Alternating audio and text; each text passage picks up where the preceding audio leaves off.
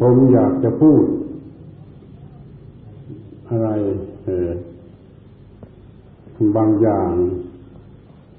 อีกสักเล็กน้อย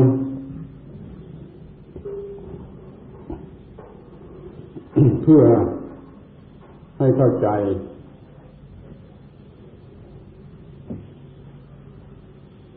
เพียงพอสำหรับจะเข้าใจเรื่องทั้งหมด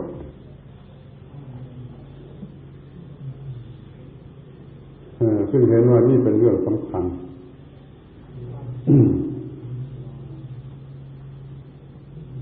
คือว่าธรรมะ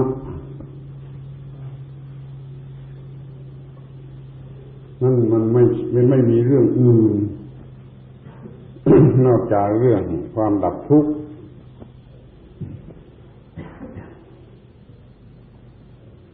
แต่เรื่องความดับทุกข์มันต้องรู้เรื่องความทุกข์ด้วยแล้วก็รู้อยู่ว่าเรามีความทุกข์ด้วยมันจึงจะไปสนใจเรื่อง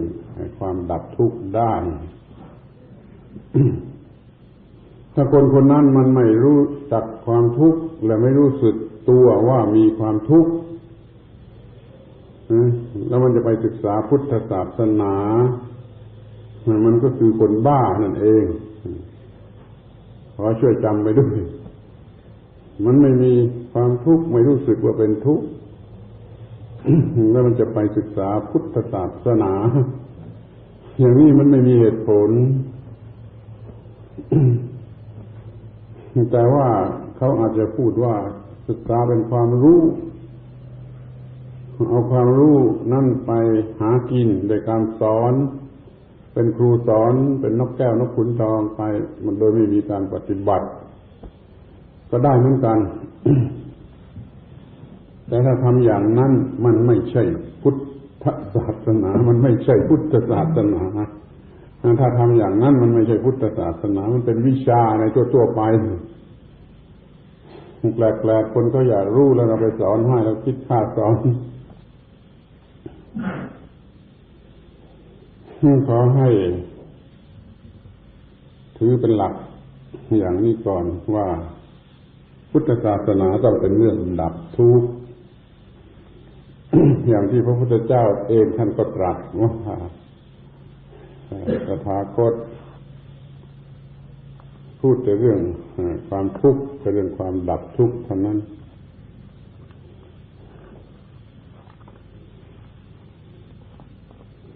น่าจะพูดถึงเรื่องธรรมชาติหรือกฎของธรรมชาติ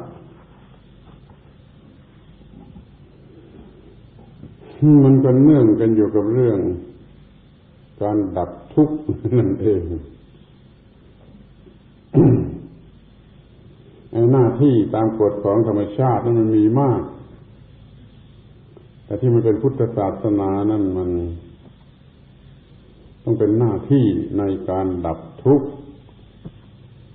จนพูดได้ว่าเรามีหน้าที่ที่จะดับทุกข์ขอให้เราทุกคนเนี่ย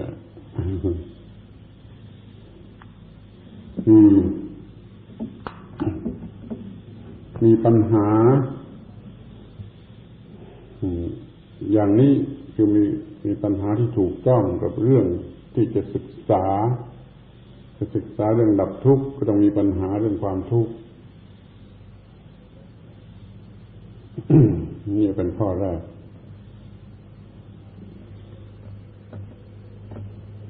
พระไตรปิฎกมีมากเป็นปริมาณมาก แต่มันเรื่องทุกข์กับเรื่องดับทุกข์เท่านั้นไม่จะพูดถึงเรื่องอื่นเป็นเรื่องเล่าเรื่องเป็นเรื่องท่องเรื่องนิทานนั้นมันก็เป็นเปลือกเท่านั้นแหละมันก็เป็นเรื่องส่วนประกอบหรือเป็นเปลือกของธรรมะในสูตรหนึ่งมันก็ต้องมีเปลือกบ้างเป็นธรรมดาเราต้องจับเนื้อแท้ของพระสูตรนั้นให้พบ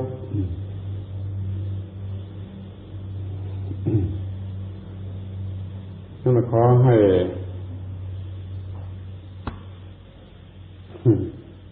ตายใจนอนใจแน่นอนใจแน่ใจว่า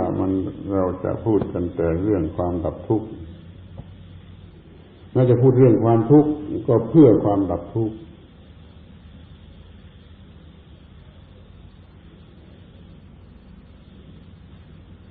นี่เรียกว่าเรื่องพระพุทธศาสนาทีนี้ข้อถัดมาที่อยากจะให้ทราบติดกันต่อกันไปก็คือว่าไอ้เรื่องทุกข์หรือเรื่องความดับทุกข์นี่ มันเป็นเรื่องของจิตใจอยู่ที่จิตใจไอ้เรื่องข้างนอกแม้มันจะเกี่ยวข้องกันเรื่องข้างนอกนั้นไม่ใช่ตัวเรื่องมันแต่มันเนื่องกับเรื่องข้างในเรื่องข้างในใจนะมันเรื่องในใจน่ะคือตัวเรื่องแท้ๆมันอยู่ที่ในใจบางทีก็เรียกว่าจิตเรียกทั่วๆไปว่าจิตมันเป็นเรื่องของจิตเกี่ยวกับจิตที่จิตโดยจิตเกี่ยวกับจิตโดยประการทั้งปวง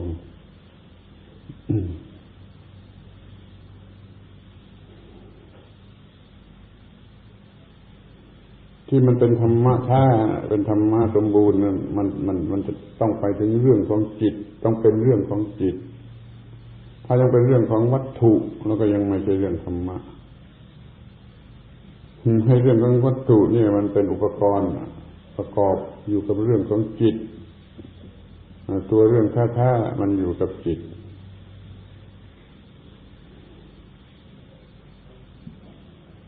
อยากไปเข้าใจเรื่องนี้ที่สุดว่าถ้าตามหลักธรรมะที่เราจะศึกษากันแล้วทุกเรื่องมันเป็นเรื่องของจิตที่จิตโดยจิต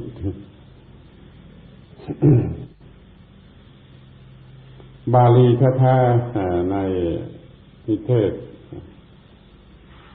ก็มีว่าชีวิตังอัตภาโวจะสุขทุกขาจะเกวลาเอกจิตตสมายุตตาละหุเสวัตโตกะวัตเตคโน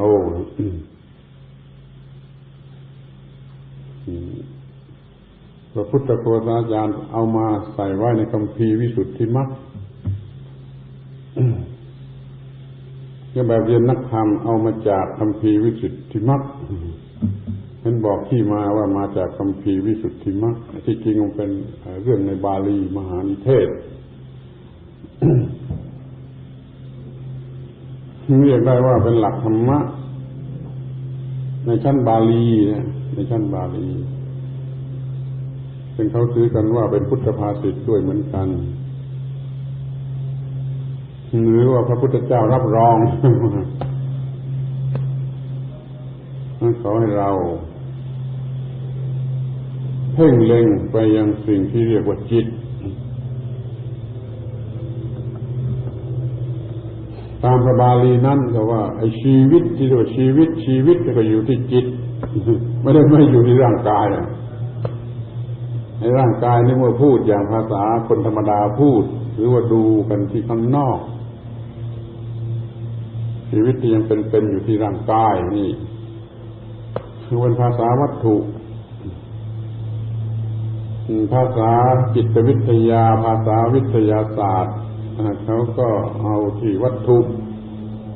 ถ้าวัตถุยังสดยังไม่ตายก็เรียกว่ามีชีวิตแต่ธรรมะไม่มีหลักอย่างนั้นเอากันที่ตัวจิตนะตัวชีวิตแต่มันอยู่ที่จิตจิตที่ยังรู้สึกคิดนึกอะไรได้นี่จึงจะเรียกมันมีชีวิต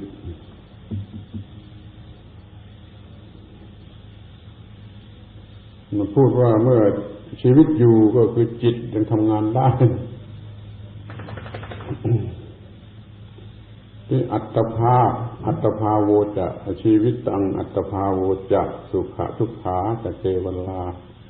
อัตภาพถ้าสากลธรรมดาอัตภาพก็คือร่างกาย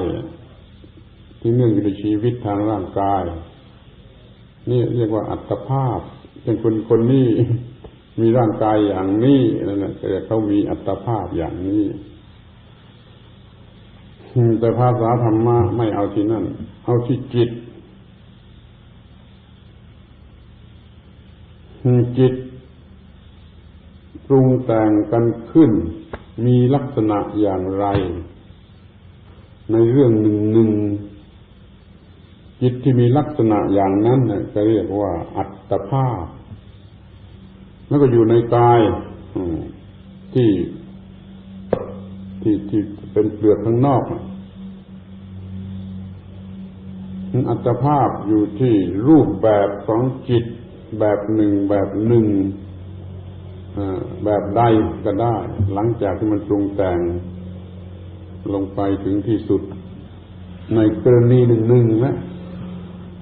แล้วมันเปลี่ยนเรื่อยไปแล้วมันไม่ได้คงที่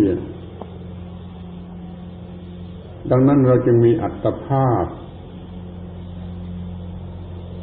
ที่เปลี่ยนเรื่อยไปอัตภาพที่เปลี่ยนเรื่อยไปตามความคิดของจิตคิดเลวจิตคิดไม่เลวจิตเป็นอย่างไรจิตคิดรูปแบบไหนก็เอารูปแบบของจิตนั่นแหละเป็นอัตภาพอัตภาพจึงเปลี่ยนเรื่อยและเราจึงได้อัตภาพใหม่เรื่อยทุกคราวที่จิตมันเปลี่ยน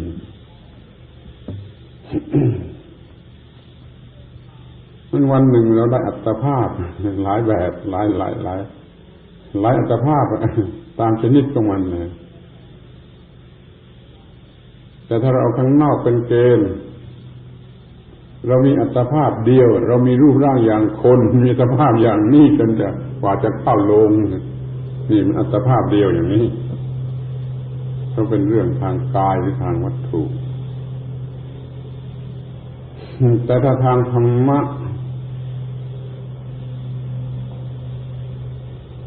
เขาก็เอาจิตเป็นหลักจิตรูปแบบหนึ่งก็เรียกว่าอัตภาพหนึ่งพอจิตเปลี่ยนรูปแบบของจิตก็คือเปลี่ยนอัตภาพ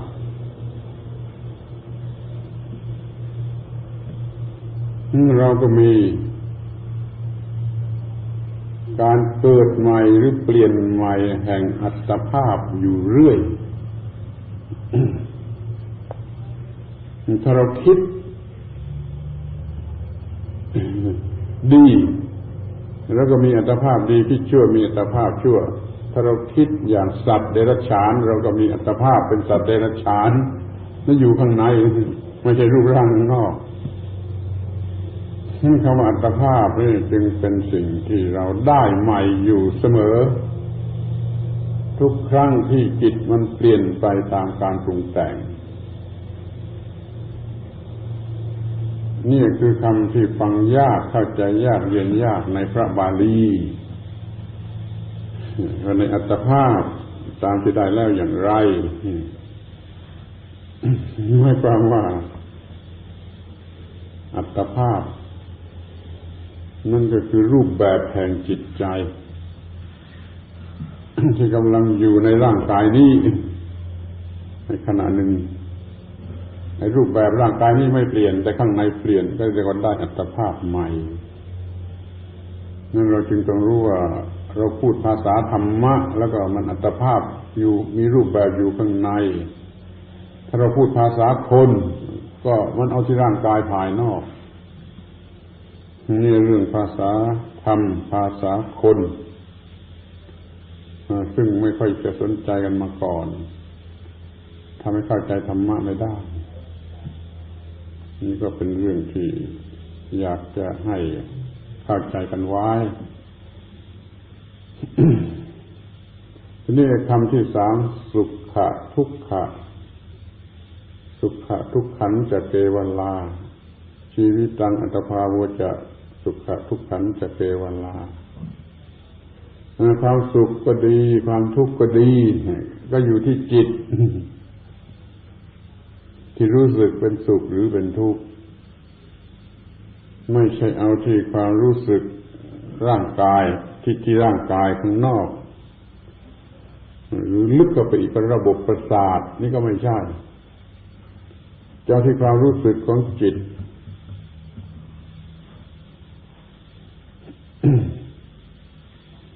อันนี้สำคัญเพราะว่าเรากำลังศึกษาเรื่องความทุกข์และความดับทุกข์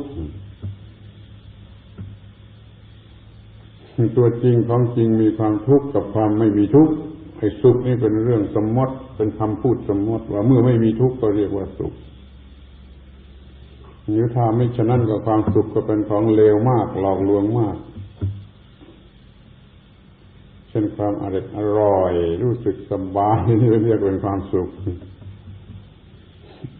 ที่จริงมันก็เป็นในความทุกข์ที่หลอกลวงที่ห่อหุ้มไว้นั่นเอาที่ความทุกข์ที่รู้สึกกับจิตทำไมจึงพูดว่ามันสำเร็จอยู่ที่จิตนะเอกจิตตสมายุตตาประกอบพร้อมอยู่ในจิตดวงเดียวทำไมมันจึงพูดว่าสำเร็จอยู่ที่จิตดวงเดียวเพราะว่ามันแล้วแต่จิตจะรู้สึก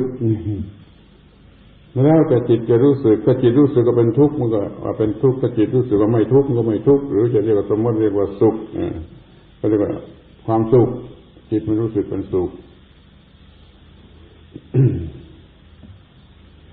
ทีนี้มันสำคัญอยู่ที่ว่าจิตนี่บังคับได้นะบังคับให้รู้สึกเป็นอย่างอื่นผิดไปจากที่คนธรรมดารู้สึกอย่างนี้มันก็ได้เช่นที่เขาธรรมดารู้สึกเป็นทุกข์กันบางคนก็สามารถบังคับความรู้สึกไม่ให้เป็นทุกข์นี่ก็ได้เหมือนกันดังนั้นจึงว่าแล้วแต่จิตมันจะทำหน้าที่รู้สึกว่าเป็นสุขหรือเป็นทุกข์มันจึงมีความสำคัญของเรื่องอยู่ที่ว่าเราสามารถบังคับจิตให้รู้สึกเป็นสุขหรือเป็นทุกข์ได้จำไว้ดี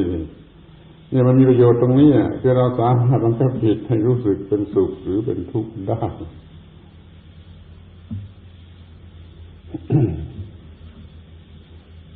เมื่อเมียตายไอ้คนหนึ่งมันเป็นทุกข์นั่งร้องไห้อยู่คนหนึ่งมันหัวเราะก็ได้นี่เป็นคิดดูมันจิตมันเป็นสิ่งที่บังคับได้ให้รู้สึกเป็นสุขหรือเป็นทุกข์ได้เขาเอาเงินมาให้เราสัก100 ล้านไม่รู้สึกนะแต่คนหนึ่งได้เงิน100 ล้านเป็นบ้าเลยดีใจเป็นบ้าเลยเนี่ยจิตมันเป็นสิ่งที่บังคับได้และเปลี่ยนได้ตามความรู้สึกเพราะเรารู้วิธีที่บังคับจิตอย่าให้เป็นทุกข์อย่าให้เป็นทุกข์ให้มันเฉยอยู่ก็แล้วกัน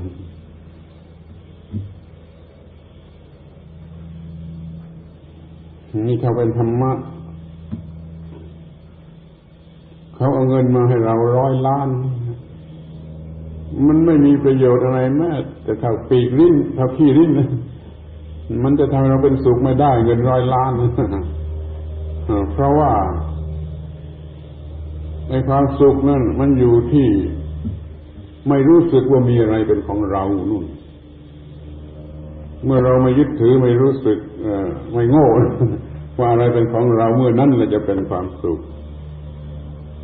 เมื่อเราไม่รู้สึกว่ามีอะไรเป็นของเราเมื่อนั้นจึงจะเป็นความสุขอย่างแบบธรรมะสูงสุดเอาเงินมาให้เรา100 ล้านมันก็ทำให้เกิดความสุขไม่ได้เพราะความสุขมันจะมีต่อเมื่อเราไม่รู้สึกว่าเรามีเงินนี่มันต่างกันมากอย่างนี้ถ้าเราเข้าใจเรื่องพื้นฐานอย่างนี้กันจะบ้างสรุปความว่าไอ้ความรู้สึกเป็นสุขหรือเป็นทุกข์นั้นมันอยู่ที่จิตและจิตนั้น บังคับได้หรือว่าจิตนั้นมันเป็นไปตามสิ่งที่มาปรุงแต่งจิตสิ่งที่มาปรุงแต่งจิตนั่นแหละมันทำให้จิตเป็นทุกข์ก็ได้เป็นสุขก็ได้ไม่เหมือนกันละไม่เหมือนกันทุกคน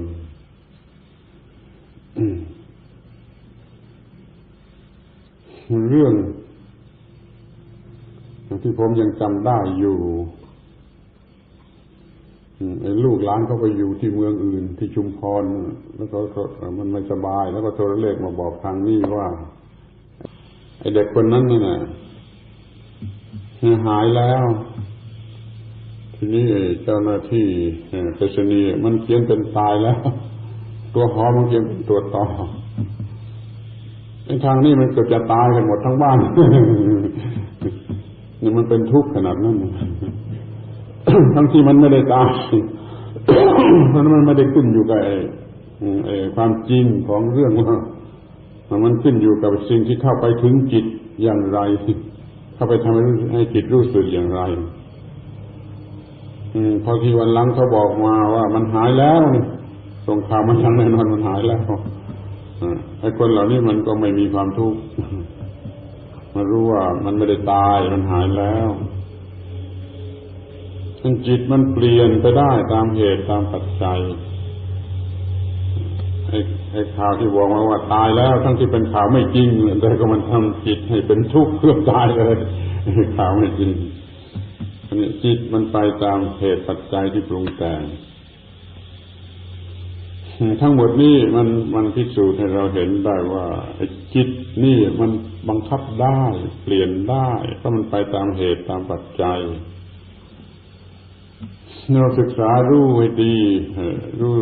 รู้จักไปปรับปรุงเหตุปัจจัยหรือปรับปรุงจิตที่เกี่ยวกับเหตุกับปัจจัยนั้นพุทธศาสนาก็คือเรื่องนี้เองฟังด้วยดีเรื่องนี้เองคือเรื่องรู้จักบังคับควบคุมจิตอย่าให้เกิดความทุกข์ขึ้นมาได้สมมติว่าเด็กคนนั้นจะตายจริงก็ไม่เป็นทุกข์เด็กคนนั้นจะหายก็ไม่เป็นทุกข์ก็ไม่รู้สึกแปลกอะไรคือบังคับจิตไม่ให้หวั่นไหวไม่ให้รู้สึก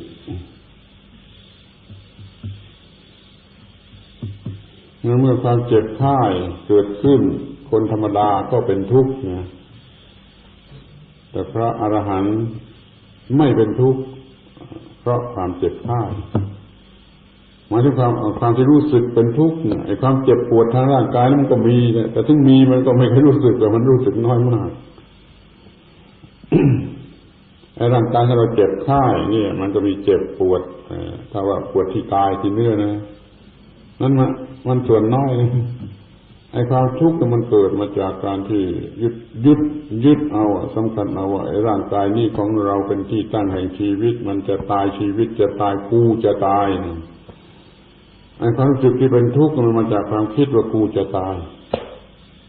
มันไม่ได้มาจากความคิดที่มันไม่ได้มาจากความเจ็บปวดของร่างกายนี้ ร่างกายนี้มันจะเจ็บจะมีแผลแต่อะไรบ้างก็ช่างหัวมันไม่ให้ความหมายมันไม่มียึดถือว่ากูจะตายแล้วมันก็ไม่เป็นทุกข์ถ้ามันไปยึดถือแต่เรื่องชีวิตว่ากูจะตายแล้วก็มดกัดมันก็จะตายแล้วเป็นมดกัดคือมันก็รู้สึกจะตายอยู่นะมันก็เป็นทุกข์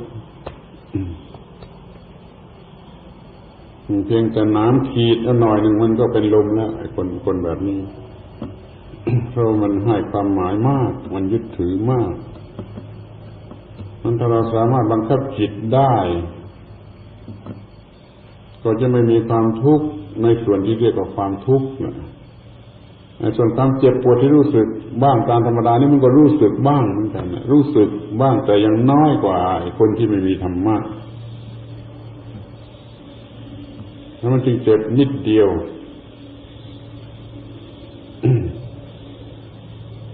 เช่นมีดบาดเนี่ยไอ้คนหนึ่งมันเจ็บเพียงว่ามีดบาดไอ้คนหนึ่งที่มันโง่มากมันเป็นทุกข์ว่ากูจะตายไอ้ความรู้สึกว่ากูจะตายมันเพิ่มเข้ามาจากคำว่ามีดบาดนั้นถ้าเรารู้สึกแต่เพียงมีดบาด แล้วไม่มีความรู้สึกว่ามีดบาดกูจะตายนี่มันก็เป็นทุกข์น้อยหรือไม่ทุกข์ก็เลยนี่มีวิธีคิดวิธีดำรงจิตสมัยถ้าเป็นพระอรหันต์มีดบาดก็รู้สึกว่ามันมีดบาดเจ็บตรงแผลหน่อยหนึ่งที่ว่ากูจะตายมันไม่มีในการที่ว่ากูจะตายมันไม่มีท่านจึงส่วนนี้เรียกว่าไม่มีความทุกข์ความทุกข์ตัวจริงคือความรู้สึกว่ากูจะตายส่วนความเจ็บปวดที่แผลนิดหน่อยนั้นไม่ใช่ความทุกข์ท่านไม่จัดว่าเป็นตัวความทุกข์หรือถ้าเป็นความทุกข์ก็ไม่ใช่อยู่ในปัญหาของเรื่องที่จะดับทุกข์มาอยู่ในเรื่องของอริยสัจทุกข์ในอริยสัจมันทุกข์โดยความยึดถือมีตัวกูมีของกูแล้วกูจะต้องตายหรือกูกำลังเจ็บกูจะตายกูตายอย่างนี้เป็นต้น ที่พูดว่าความเกิดเป็นทุกข์ความแก่เป็นทุกข์ความเจ็บเป็นทุกข์ความตายเป็นทุกข์นี่มันของบุคคลผู้ยึดถือด้วยจิตว่าความเกิดของกูความแก่ของกูความตายของกูความเจ็บของกูแล้วเขาก็เป็นทุกข์เพราะจิตมันโง่เต็มที่ว่ามีตัวกูนะแล้วความเกิดของกูความแก่ของกูความเจ็บของกูความตายของกูมันก็เป็นทุกข์ถ้าจิตมันไม่มีตัวกูไอ้ความเกิดก็ไม่เป็นของกูความแก่ก็ไม่เป็นของกูความเจ็บก็ไม่ใช่ของกูความตายก็ไม่ใช่ของกูก็เลยไม่เป็นทุกข์เพราะมันไม่มีความรู้สึกว่ากูมีอยู่แล้วเกิดแก่เจ็บตายหรือเกิดแก่เจ็บตายของกูฟังให้เข้าใจเรื่องนี้ความทุกข์ที่แท้จริงมันต้องมาจากตัณหาอุปาทานมีตัวกูเป็นเจ้าของไอ้เรื่องนั้นที่เกิดแก่เจ็บตาย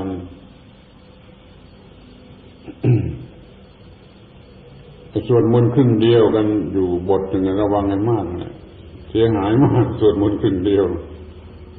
เรามีความเกิดเป็นธรรมดาไม่พ้นความเกิดไปได้เรามีความแก่เป็นธรรมดาเราไม่พ้นความแก่ไปได้เรามีความเจ็บเป็นธรรมดาไม่พ้นความเจ็บไปได้เรามีความตายเป็นธรรมดาไม่พ้นความตายไปได้เรามีกรรมเป็นของตัวทำกรรมใดไว้แต่ต้องได้รับผลแห่งกรรมนั้นมันโง่นะมันคนไม่รู้นะรู้เราจะต้องพลัดพรากจากของรักของชอบใจทั้งสิ้นนั่นก็โง่เหมือนกันแหละมันสวดมนต์ครึ่งเดียวนี่ถ้าสวดให้เต็มต้องสวดตามที่พระเจ้าว่าถ้าได้อาศัยเราเป็นกัลยาณมิตรแล้วนะมันเจอานันทกัลยาณมิตตังอาคัมมะชาติสัตตาชาติธรรมาสัตตาชาติยาวิมุตตันติถ้าได้อาศัยเราเป็นกัลยาณมิตรแล้วสัตว์ที่มีความเกิดเป็นธรรมดาจะพ้นจากความเกิดสัตว์ที่มีความแก่เป็นธรรมดาจะพ้นจากความแก่สัตว์ที่มีความตายเป็นธรรมดาจะพ้นความตายมีความเจ็บเป็นธรรมดาจะพ้นจากความเจ็บแล้วท่านสอนให้สิ้นกรรมมีกรรมที่ทำให้สิ้นกรรมคือไม่มีตัวกูไม่มีตัวกูมันสิ้นกรรมไม่มีตัวกูนะมันก็ไม่เกิดแต่เจ็บตายที่ท่านว่าอาศัยเราเป็นกัลยาณมิตรแล้วสัตว์นั้นจะพ้นจากความเกิดแก่เจ็บตายเพราะว่าพระองค์ทรงสอนให้รู้ว่ามันไม่มีตัวกูแล้วใครมันจะเกิดแก่เจ็บตายที่มีกรรมเป็นของตัวมันโง่เองมันเอากรรมมาเป็นของเราให้กรรมเป็นเรื่องของธรรมชาติไปเลยไม่มีเราเป็นผู้ทำกรรมเราก็ไม่มีการรับผลกรรมมันก็เป็นไปตามเรื่องตามรูปแบบของกรรมที่เรียกกรรมที่สี่กรรมไม่ดำไม่ขาวเป็นที่สิ้นสุดแห่งกรรมดำกรรมขาวที่พระพุทธเจ้าท่านสอนไม่มีใครสนใจไม่เอามาพูดไม่เอามาสวดกรรมนี้ระงับกรรมทั้งปวงถ้าเราจะทำกรรมใดไว้เราก็จะระงับกรรมนั่นจะได้ด้วยความรู้อันนี้หรือว่าเราจะต้องพลัดพรากจากของรักของชอบใจทั้งสิ้น คนโง่มันคิดอย่างนั้นมันรู้สึกอย่างนั้นเนี่ยถ้าคนฉลาดมันก็คิดไปแล้วว่าไม่มีกูที่เป็นเจ้าของรักของชอบใจมันไม่มีตัวกูไม่มีของรักของชอบใจของกูมันจึงไม่มีการพลัดพรากจากของรักของชอบใจทั้งสิ้นนี่ถ้าเรียนกันให้ตลอดไม่ครึ่งท่อนมันจะเป็นอย่างนี้นี่มันก็แสดงให้เห็นว่าไอ้ความรู้สึกที่เป็นทุกข์เราบังคับได้ถ้าเราศึกษาพุทธศาสนาอย่างถูกต้องและเพียงพอปฏิบัติได้แล้วเราจะบังคับความรู้สึกได้หรือจะพูดให้ดีก็ว่าเราเปลี่ยนความรู้สึกได้ไอ้ความรู้สึกที่จะเป็นทุกข์ตามธรรมดาของคนธรรมดานะเราจะไม่มีความทุกข์เลยเพราะว่าไอ้ความทุกข์หรือความสุขนี่มันอยู่ที่จิต อยู่ที่จิตเท่านั้นถ้าเราสามารถบังคับจิตได้มันก็ได้นี่เราบังคับจิตไม่โง่ไปเกิดความทุกข์ขึ้นมามันก็ไม่เป็นทุกข์ถ้าเราปล่อยไปตามความโง่จิตมันก็ไปตามความโง่มันก็รู้สึกเป็นทุกข์รู้สึกยึดถือมีผัสสะมีเวทนามีตัณหามีอุปาทานมีภพมีชาติแล้วก็เป็นทุกข์คือได้อัตภาพที่เป็นทุกข์ในกรณีนั้นเราเปลี่ยนเป็นได้อัตภาพที่กำลังเป็นทุกข์นี่เกิดอย่างนี้น่ากลัวเกิดโดยร่างกายไม่ต้องตายนี่เกิดโดยจิตใจโดยจิตดวงเดียวนั่นเองมันไปทุกข์อย่างเหลือประมาณก็ได้มันไม่ทุกข์เลยก็ได้ในกรณีเดียวกันให้เรากลัวความตายแล้วก็ทุกข์เพราะกลัวความตายไอ้ทุกข์เพราะโรคภัยไข้เจ็บนั่นมันก็มีความรู้สึกอยู่เหมือนกันแล้วยังมีอันที่สองคือกลัวตายมีตัวกูที่จะตายนี่พระบาลีอุปมาความข้อนี้ไว้ซึ่งควรจะเข้าใจอย่างยิ่งควรจะรู้สึกว่ามันหมายถึงอะไรคือท่านเปรียบเหมือนลูกศรสองลูกศรเล็กๆมาเสียบข้าวลูกศรเล็กๆลูกศรไม่มียาพิษมาเสียบปั๊บข้าวแล้วก็รู้สึกทั้งไม่ตายไม่เจ็บหรือไม่ตายแต่นี้เดี๋ยวลูกศรอันใหญ่ด้วยมียาพิษย่อมมาเต็มที่ด้วยมาเสียบข้าวทีนี้มันเป็นทุกข์เหลือประมาณ นี่ค่อยเปรียบดูว่าเมื่อเราถูกมีดบาดเนี่ยมันก็เหมือนลูกศรเล็กๆมาเสียบเล่นนั้นพอรู้สึกกลัวตายมากลัวตายกูจะตายแล้วเนี่ยโดยเฉพาะเด็กๆมันก็เท่าลูกศรอันใหญ่อันเสียบยาพิษมาเต็มที่แล้วมาแทงข้าวมันเจ็บปวดมากถึงขนาดนั้น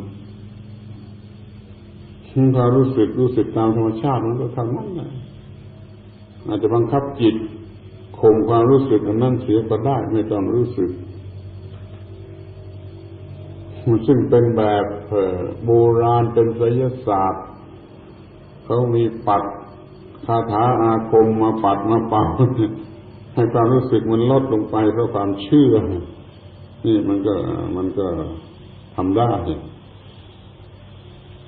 แต่เรื่องความรู้สึกว่า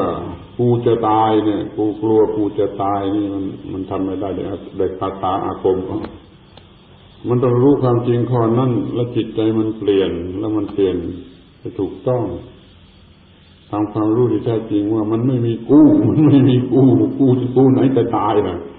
มันไม่มีกูนี่แล้วมันก็ไม่เป็นทุกข์เนี่ยมันดีอย่างนั้นความทุกข์ของเราเป็นระบบหลังชนิดหลังทั้งนั้นคือเราคิดเอาเอง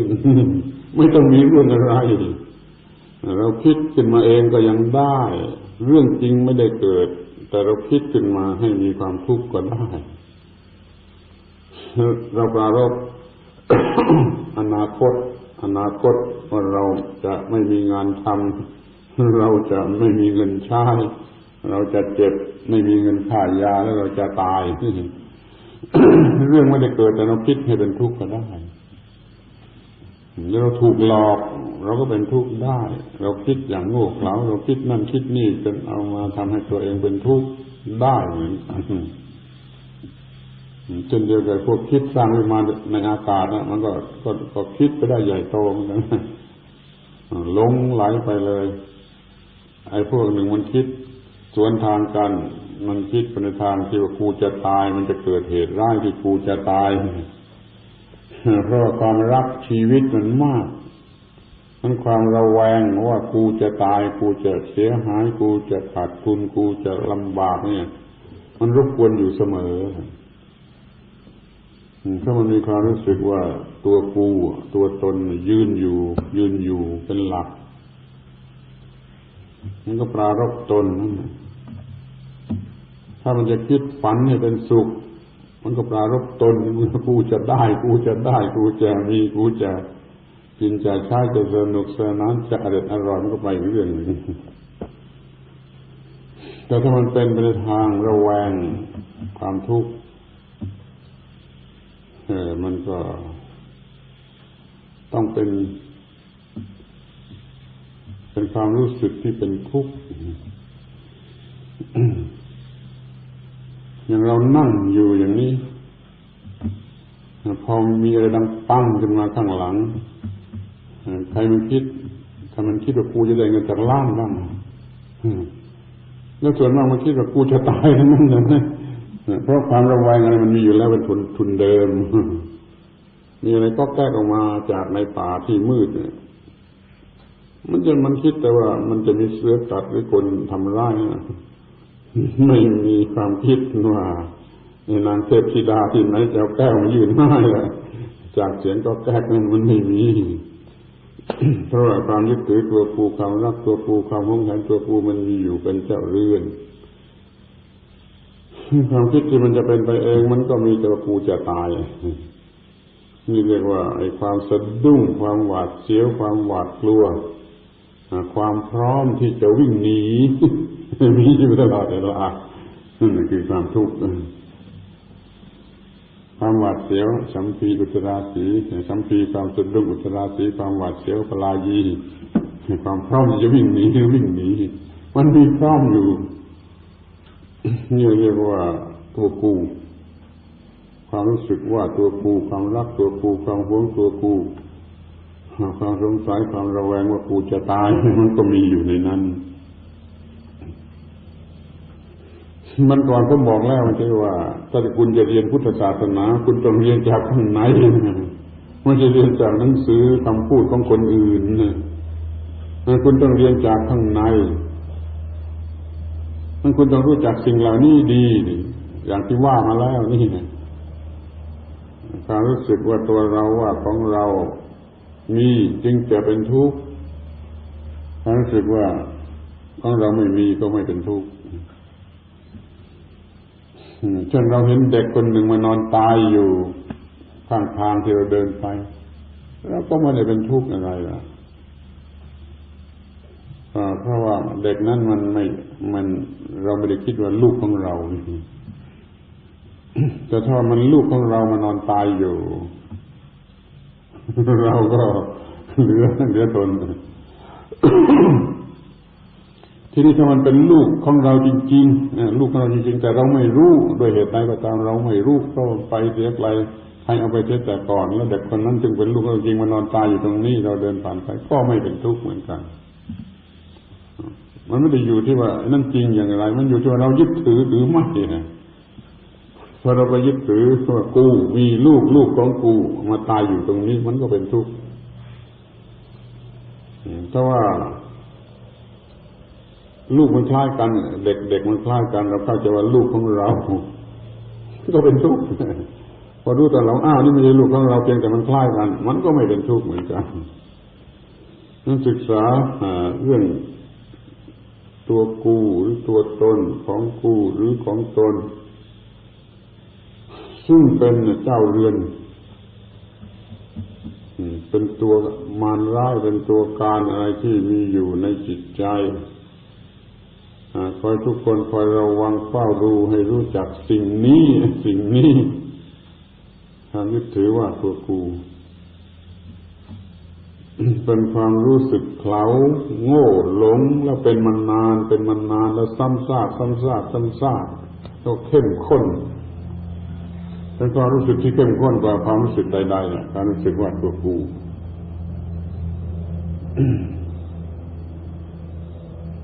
ทีนี้ถ้าว่าเราปฏิบัติธรรมะศึกษาธรรมะปฏิบัติธรรมะจนทำลายไอ้ความรู้สึกอันนี้ได้หมดเรียกหมดอุปาทานปฏิบัติธรรมะวิปัสสนาจนทำลายความรู้สึกว่าตัวกูว่าของกูได้หมดสิ้นทำลายความเคยชินที่เคยรู้สึกอย่างนั้นเสียหมดสิ้นและไม่เกิดความรู้สึกอย่างนั้นได้อีกเราก็เป็นทุกข์ไม่ได้อีกต่อไปคือเป็นพระอรหันต์เราจะมีความทุกข์ไม่ได้อีกต่อไปไม่ว่าอะไรจะเกิดขึ้นนี่คือเป็นพระอรหันต์ไอ้ความโง่จะปรุงขึ้นมาเป็นตัวกูเป็นของกูนี่มีไม่ได้อีกต่อไปสำหรับพระอรหันต์ถ้ามีเมื่อไรก็เป็นความทุกข์เมื่อนั้นนะมีความยึดถือว่ากูของกูเมื่อไรก็มีความทุกข์เมื่อนั้นนะไม่มีใครช่วยได้ซึ่งเราจะต้องมีความรู้ที่เรียกว่าพระธรรมที่แท้จริงพระธรรมที่ถูกต้องที่เพียงพอเราก็จะเปลี่ยนระบบความคิดนึกความปรุงแต่งคิดนึกสังขารภายในจะควบคุมได้จะไม่มันปรุงไปในทางที่รู้สึกเป็นตัวกูของกูนี่ก็เรียกว่าหลุดพ้นไม่มีอะไรมาผูกมัดมาจับตัวไปมันไม่มีตัวกูนี่มันจะจับอะไรไป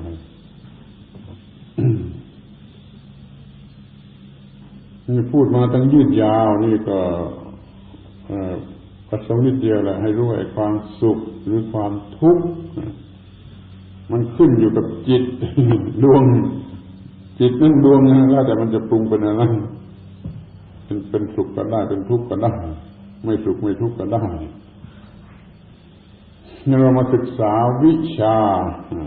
ที่ประเสริฐที่สุด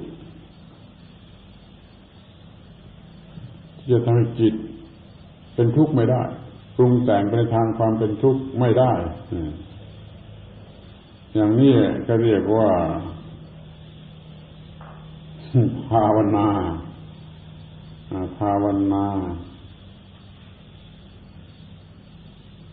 แปลว่าทำให้เจริญ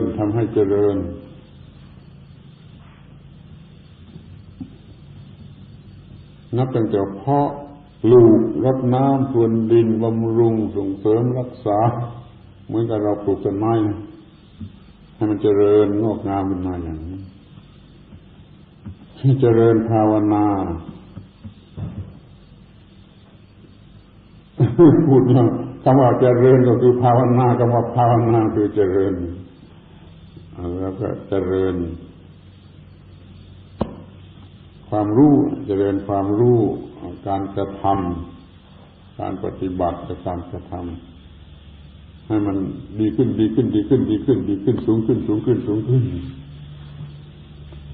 จนไปอยู่ในสภาพที่ว่าต่อไปนี้มันจะคิดโง่ชนิดที่มีความทุกข์ไม่ได้อีกต่อไปมันจะมีสติสัมปชัญญะมีปัญญามีอะไรมากพอที่ว่าถ้ากระทบตาหูจมูกลิ้นกายใจแล้วไอ้ความเปลี่ยนแปลงในจิตนั้นมันไม่เกิดขึ้นจะเป็นไปเป็นที่จะเป็นทุกข์มันเป็นทุกข์ไม่ได้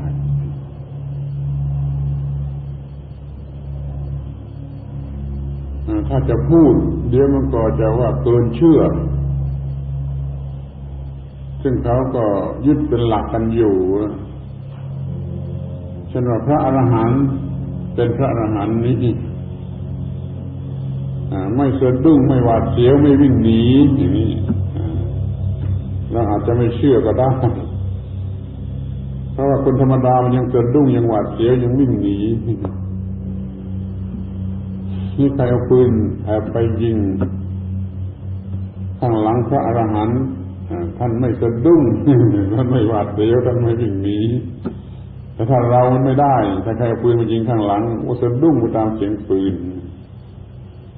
รู้เถอะว่ามันต่างกันอย่างไรมันมีอะไรเปลี่ยนมากถึงอย่างไรนี่เรื่องสะดุ้งเรื่องหวาดเสียวเรื่องวิ่งหนีคือตัวตายนะมันต่างกันอย่างนี้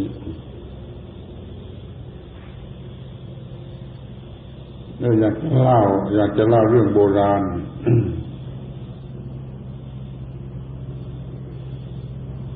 ถ้ามีกิจกรรมมีพิธีรีตองอะไรอาจารย์ผู้สูงสุดจะลงมาจากกุฏิไปในโบสถ์ที่นี่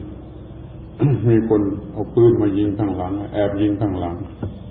ถ้าดูอาจารย์สะดุ้งหรือไม่สะดุ้งเอาก็มันดีแต่ก่อนมันมีอย่างนั้น หรือว่าเอาน้ำมาอาจารย์อาบหลายๆโอ่งแล้วไม่หนาวไม่สั่นนี่เขาว่าเป็นพระอรหันต์แต่ผมไม่เชื่ออันนี้น้ำไม่หนาวนี่มันยังไม่หนาวนี่ไม่เชื่อแต่ว่าไม่สะดุ้งยังพอจะเชื่อไม่สะดุ้งก็เสียงปืนดังข้างหลังพอจะเป็นได้แต่ที่อาบน้ำมากๆแล้วไม่หนาวไม่สั่นนี่มันไม่ได้หรอกมันไม่เกี่ยวกับจิตนี่มันเกี่ยวกับประสาทไม่เกี่ยวกับร่างกายแต่คนโบราณเขาก็มีวิธีอย่างนี้วิธีที่จะทดสอบผู้ปฏิบัติสำเร็จได้มากน้อยอย่างไร ที่เอามาเล่าให้ฟังนี่ก็เพียงแต่จะรู้ว่ามันเปลี่ยนมากแต่นั้นแหละมันเปลี่ยนมากถ้าประพฤติปฏิบัติตามแบบที่ทำให้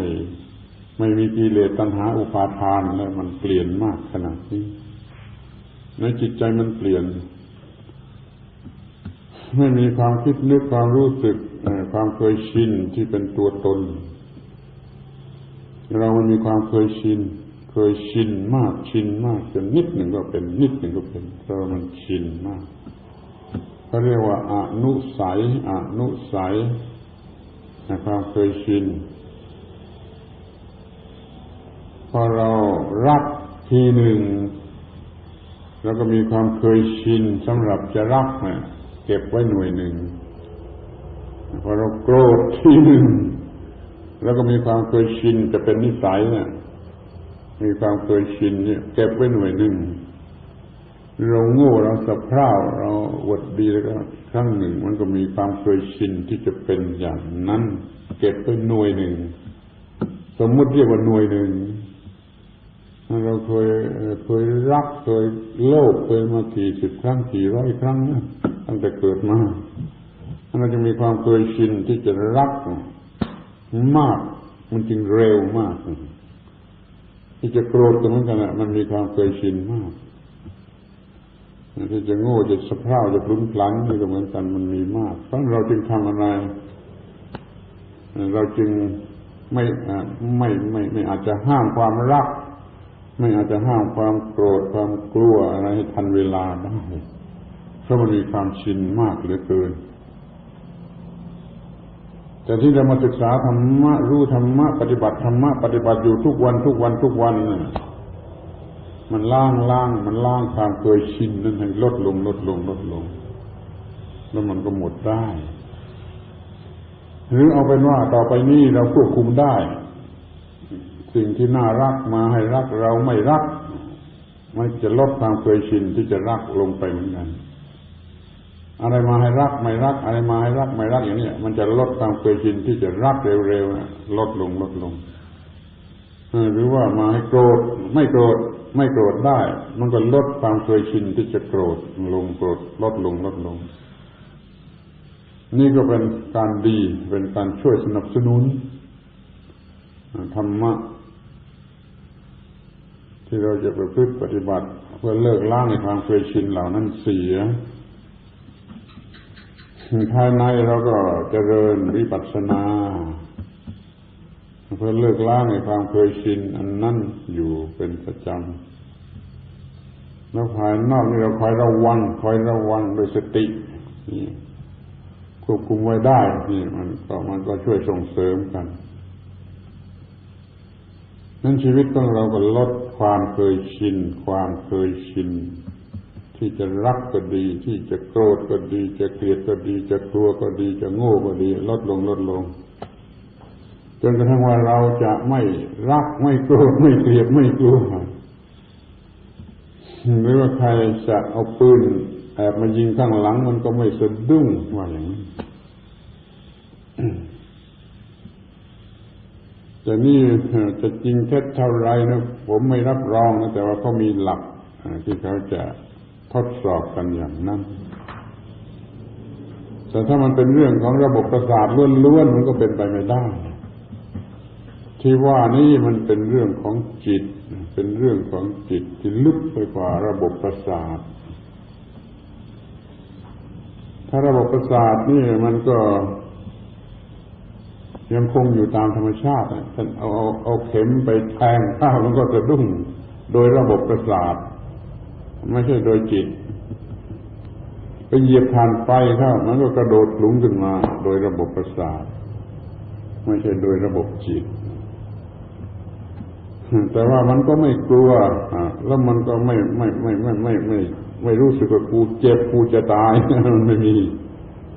นั่นมันจะกระดุ้งโยงเพราะว่าไปเหยียบไฟเข้าแต่ถึงอย่างไรก็ดีมันยังน้อยกว่าคนธรรมดาผู้ที่หมดกิเลสเนี่ยมันยังจะรู้สึกน้อยกว่าธรรมดาหรือกระโดดน้อยกว่าธรรมดาสะดุ้งโดยระบบประสาทมันน้อยกว่าสะดุ้งด้วยความยึดถือด้วยอุปาทานนั้นเรื่องที่จะพูดมันมีนิดเดียวว่าให้รู้ว่าไอ้ความทุกข์มันก็อยู่ที่จิตอยู่กับจิตดวงเดียวแล้วยังมีประโยคต่อท้ายว่าละหุโสวัตเตคโนและขณะเหล่านี้เร็วมากขณะที่เปลี่ยนอัตภาพเปลี่ยนชีวิตเปลี่ยนอัตภาพรู้สึกสุขรู้สึกทุกข์ก็ดีนี่ขณะแห่งการเปลี่ยนนี่เร็วมากกว่าสายฟ้าแลบนั่นเรารู้สึกทุกอย่างมันอยู่ที่จิตและจิตรู้สึกได้เร็วมากเร็วกว่าสายฟ้าแลบจะทำอย่างไรปัญหามันก็เกิดขึ้นว่าจะทำอย่างไรเราจึงจะไม่เป็นทุกข์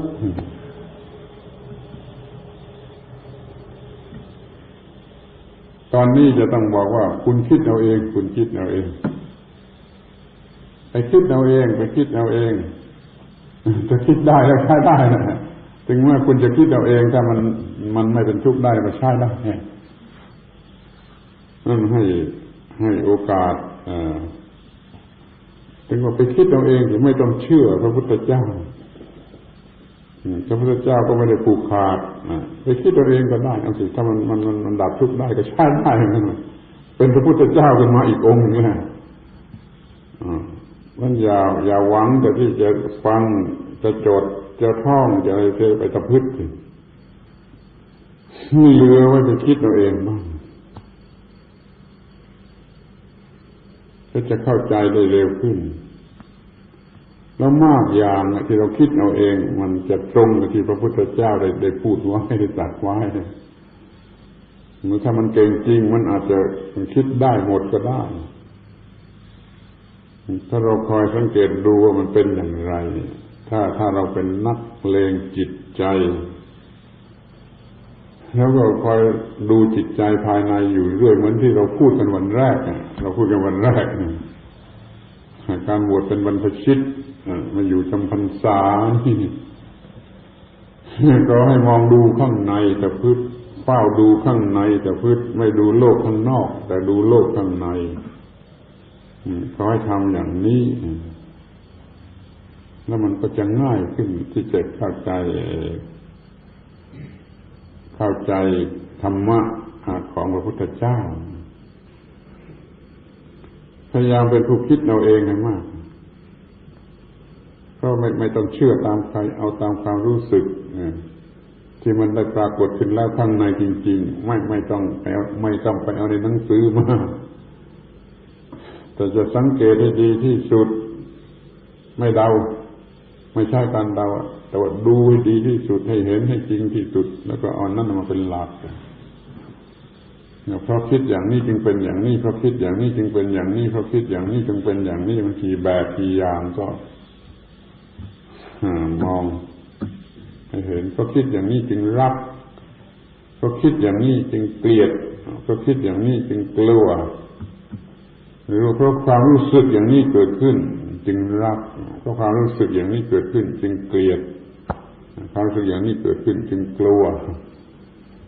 จึงระแวงจึงหึงจึงหวงจึงวิตกกังวลอาลัยอาวรณ์ความคิดอะไรมันเกิดขึ้นเรารู้จักมันเสียให้หมดมันเกิดขึ้นอย่างนี้เพราะเราคิดอย่างไรเพราะเรารู้สึกอย่างไรเพราะเราโง่อย่างไรเพราะเราเผลออย่างไรนี่คือวิธีเรียนธรรมะที่เร็วมากวิธีเรียนธรรมะอย่างเร็วที่สุดคือทำอย่างนี้จะรู้ธรรมะยิ่งกว่านักธรรมเอกธรรมะที่เรียนอย่างนี้จะรู้ธรรมะจริงยิ่งกว่านักธรรมเอกในโรงเรียนหรือยิ่งกว่ารู้ปรริญญา9ในโรงเรียนซึ่งไม่เคยได้คิดและไม่เคยคิดนะนั่นเราเข้าโรงเรียนข้างในสิเรียกว่าโรงเรียนของพระพุทธเจ้าเข้าโรงเรียนของพระพุทธเจ้าต้องเรียนข้างในหลับตาเลยไม่ต้องใช้กระดาษดินสอเนี่ยเรียนในโรงเรียนข้างในของพระพุทธเจ้าวันนี้พบสูตรหนึ่งมาเป็นโสดาบันแล้วก็ให้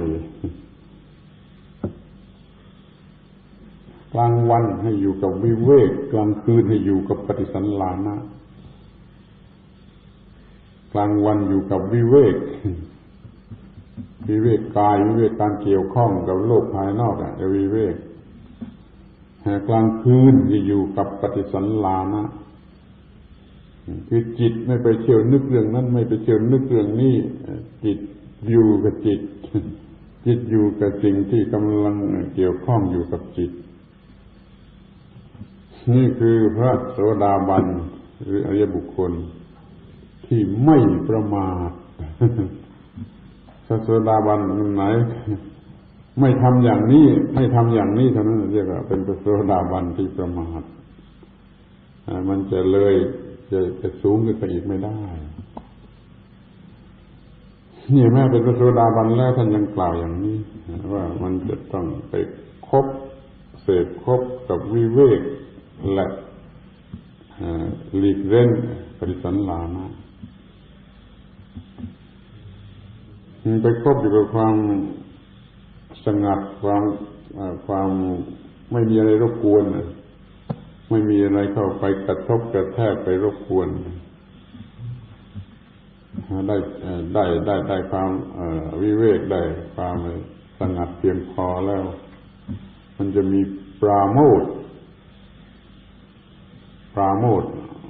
เมื่อปราโมทย์แล้วมันจะปีติแล้วมันจะเป็นสุขแล้วมันจะเป็นปัสสัทธิแล้วมันจะเป็นสมาธิเป็นสมาธิแล้วมันจะเห็นธรรมที่ยังไม่เคยเห็นคือก้าวหน้าต่อไปไอ้เรื่องของจิตนี่มันมีหลักที่จัดไว้เป็นหลักตายตัวอยู่อย่างนึงแล้วมันต้องมีปราโมทย์คุณจะต้องทำอะไรก็ตามใจให้มันเกิดปราโมทย์แล้วมันจึงจะปีติยินดีปีดาแล้วมันจะรู้สึกเป็นสุขแล้วมันระงับแล้วเป็นสมาธิไอ้ความสุขในที่นี้ก็หมายความว่าไม่ใช่สุขกามารมณ์ไม่ใช่สุขอารมณ์ไม่ใช่สุขชนิดที่เหยื่อล่อมันเป็นสุขเพราะความสงบลงไม่มีอะไรมาเบียดเบียนไม่มีอะไรมารบกวนจิตก็จะเป็นความสุขจิตต้องถึงขนาดนี้มีความสุขขนาดนี้แล้วจิตมันจึงจะเป็นปัสสัทธิเป็นสมาธิ ถ้าเป็นสมาธิแล้วก็จะเกิดความรู้แล้วต่อไปอีกว่าอยากความรู้ที่มีอยู่เดิมเช่นพระโสดาบันองค์หนึ่งกลางวันวิเวกกลางคืนปริสันลานะก็จะเข้ารูปจนถึงกับมีปราโมทย์รู้สึกปราโมทย์รู้สึกปีติรู้สึกเป็นสุขรู้สึกเป็นปัสสัทธิรู้สึกเป็นสมาธิแล้วก็เห็นธรรมะที่ยังไม่เคยเห็นคือก้าวหน้าต่อไปอย่างนี้เรียกว่าเป็นพระโสดาบันที่ไม่ประมาทถ้าไม่ทำอย่างนี้ยังเป็นพระโสดาบันที่ประมาทไม่ก้าวหน้าจะตายด้านก็ได้นั่นจึงต้องสนใจในการที่จะทำให้มันก้าวหน้าแล้วมันไปรวมจุดอยู่ที่ว่าจงพอใจในวิเวกพอใจในปริสันลีนะ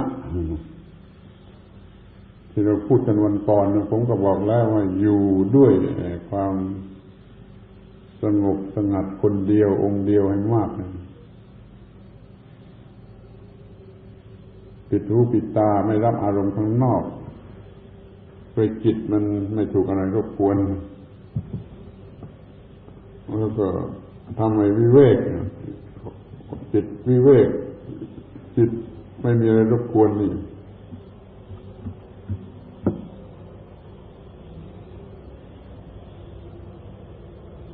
จะได้ความรู้สึกที่ทำให้สูงขึ้นไปสูงขึ้นไปสูงขึ้นไปอย่างน้อยที่สุด มันก็ได้รับไปความเป็นสุขอย่างเป็นสุขธรรมดานี่แหละ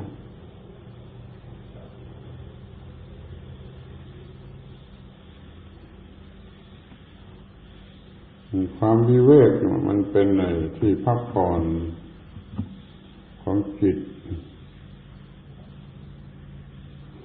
ที่กระวนกระวาย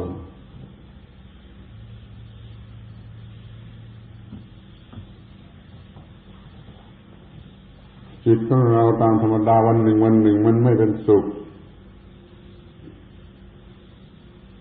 เราไปอยู่กับที่วิเวกอย่าให้จิตมันออกไปเที่ยวมันจะพบกับความหยุดความพักผ่อนความหยุดความสบายนั่นเราเสพคบกับไอ้ความวิเวกอะไรให้มาก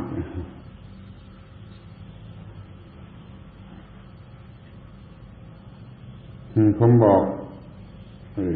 คนตีระฆังว่าตีระฆังตั้งแต่ตีสี่ตีระฆังให้ตื่นมาแล้วอย่าเพิ่งเปิดไฟครึ่งชั่วโมงอย่าเพิ่งเปิดไฟขอให้คบกับความมืดอยู่กับความมืด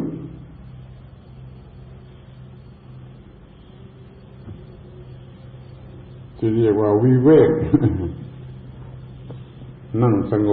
บอยู่กับวิเวกหรือปฏิสันลีนะสักครึ่งชั่วโมงแล้วเปิดไฟจึงค่อยมาจะมาทำวัดมาทำอะไรนี่ตามเคยก็ได้แต่ว่าอย่างน้อยขอให้มีสักครึ่งชั่วโมงที่จะอยู่กับความเงียบความวิเวกที่เรียกวิเวกสักครึ่งชั่วโมงทุกวันจะดีนี่ก็จะไม่ค่อยมีเฉลย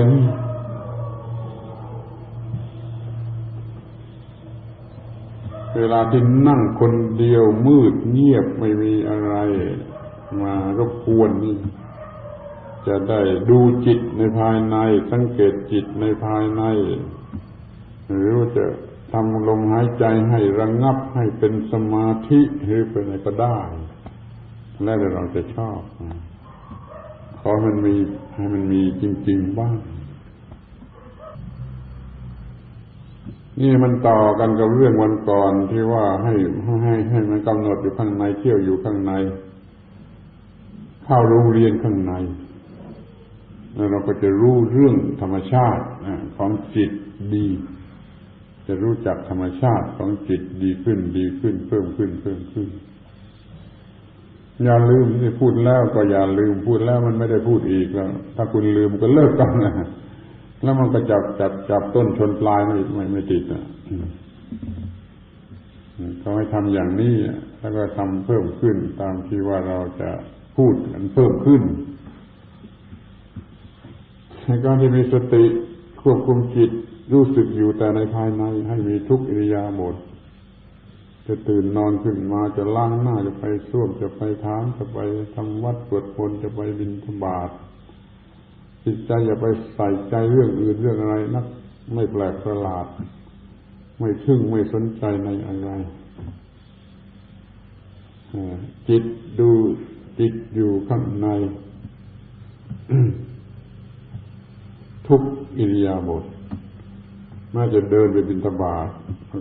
การกำหนดความรู้สึกในภายในว่าเป็นอย่างไรอยู่นี่ก็กำหนดได้ เพราะจิตมันไวมากมันทำหน้าที่ได้อย่างนี้เดินไปบิณฑบาตก็กำหนดจิตในภายในได้เมื่อรับบิณฑบาตเมื่อเดินกลับวัดเมื่อเอามาฉันเมื่อเอา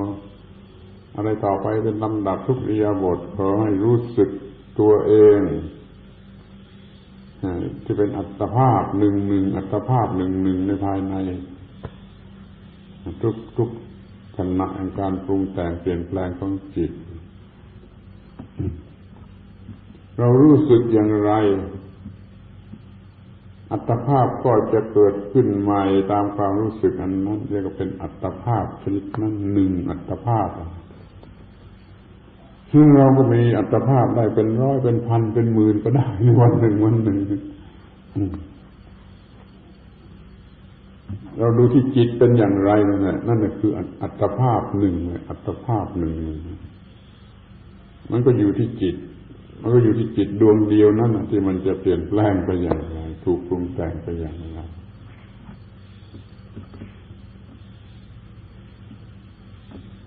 แต่เรียกว่าบุคคลก็ได้แต่ในบาลีมันเรียกว่าอัตภาพภาวะหนึ่งของจิตนั่นคืออัตภาพหนึ่งทางจิตแล้วอยู่ที่ร่างกายนี้มันก็พลอยบวกกับร่างกายนี้เข้าไปด้วยว่าร่างกายนี้ที่มีความรู้สึกอยู่ในจิตแบบหนึ่งนั่นคืออัตภาพหนึ่งมันจะเรียกว่าบุคคลหนึ่งก็ได้แล้วแต่จะใช้คำนี่เรียกว่ารู้เรื่องจิตที่เปลี่ยนได้เป็นที่กำหนดหมายแห่งชีวิตก็ดีอัตภาพก็ดีความสุขก็ดีความทุกข์ก็ดีรู้ว่ามันเป็นอย่างนี้เองไม่ใช่ตัวตนไม่ใช่ตัวกูไม่ใช่ตัวตนของมันไม่ใช่ตัวตนของกูมันเป็นแต่เพียงจิตรู้สึกนึกคิดอยู่รูปแบบหนึ่งเท่านั้นการคอยศึกษาอย่างนี้มีประโยชน์มากคือทำให้รู้เรื่องไม่มีตัวตนมากขึ้นจะทำให้รู้เรื่องอนัตตาไม่มีตัวตนได้มากขึ้นได้เร็วขึ้นกระทั่งมันจะรู้เรื่องสุญญตาว่างไม่มีตัวตนรู้เรื่องตถาตามันเช่นนั้นเองมากขึ้นขอให้กำหนดศึกษาในภายในให้ดีที่สุดจะรู้เรื่องอนิจจังทุกขังอนัตตาสุญญตาตถาตาอิทัปปัจจตามากขึ้นนั่นคือทางแห่งความสำเร็จที่เราจะประสบความสำเร็จถึงที่สุดในการศึกษาพระพุทธศาสนารู้เรื่องความทุกข์รู้เรื่องการกระทำที่ไม่ให้ความทุกข์เกิดขึ้นในจิตทุกข์สุขอยู่ที่จิตดวงเดียวควบคุมจิตดวงเดียวได้ มันก็เป็นอันว่าควบคุมได้หมดทุกสิ่งควบคุมโลกนะเพราะว่าโลกทั้งโลกจะมามีอิทธิพลแก่เรามันแล้วแต่จิตรับเอาโลกเข้ามาอย่างไรเดี๋ยวนี้จิตมันจะไม่รับเอาโลกเข้ามาอย่างเดิมนะคือไม่ทำอย่างเดิมเพราะจิตมันถูกอบรมให้ฉลาดขึ้นจิตมันไม่รู้สึกต่อโลกอย่างที่มันเคยรู้สึกแต่ก่อนซึ่งมันยังโง่อยู่ เดี๋ยวนี้มันฉลาดแล้วนั่นโดยวิธีที่เป็นอยู่อย่างที่ว่านี่จะทำให้จิตฉลาดขึ้นฉลาดขึ้นฉลาดขึ้นกลายเป็นบุคคลใหม่บุคคลใหม่มีจิตชนิดที่หลุดพ้นแล้วจากเรื่องเก่าๆอยู่เหนือเรื่องเก่าๆก็เรียกว่าโลกุตระไม่เหมือนเรื่องเก่าๆที่เคยมีอยู่ในโลกตามแบบโลกตามภาษาโลกมันขึ้นสู่โลกุตระหรือเหนือโลกหมายความว่าเหนือความทุกข์ทั้งปวงเหนือโลกหมายความว่าเหนือความทุกข์ทั้งปวง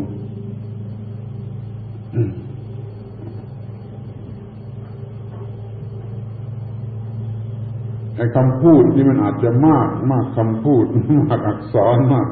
หนังสือแต่เรื่องมันนิดเดียวนะคุณเอาไปสรุปความย่อความให้ดีเรื่องมันนิดเดียวเรื่องนิดเดียวสอบตามประโยคนั่นแต่เมื่อให้อธิบายมันก็พูดมากมาย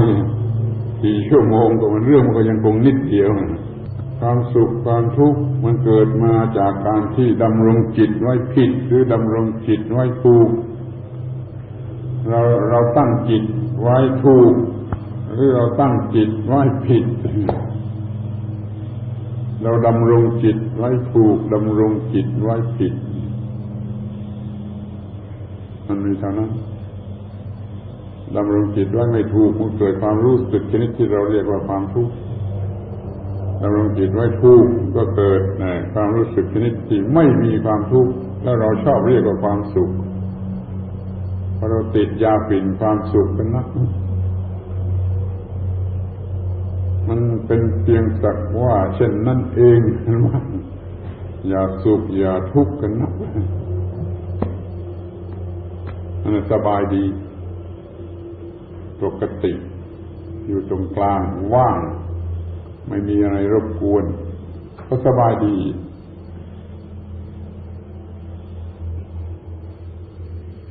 ขอให้ดำรงจิตอยู่ในลักษณะนี้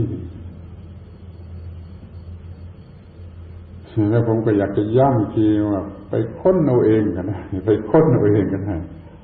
อย่าหวังแต่จะรู้อะไรจากพระบาลีพระคัมภีร์หรือพระธรรมคำสอนในพระคัมภีร์นักอย่าหวังให้อย่างเดียวไปคิดเอาเองบ้างเลยไปสังเกตเอาเองบ้างแล้วมันจะรู้จักปรับปรุงควบคุมปรับปรุงระวังรักษาดำรงจิตไว้ในลักษณะที่ไม่มีความทุกข์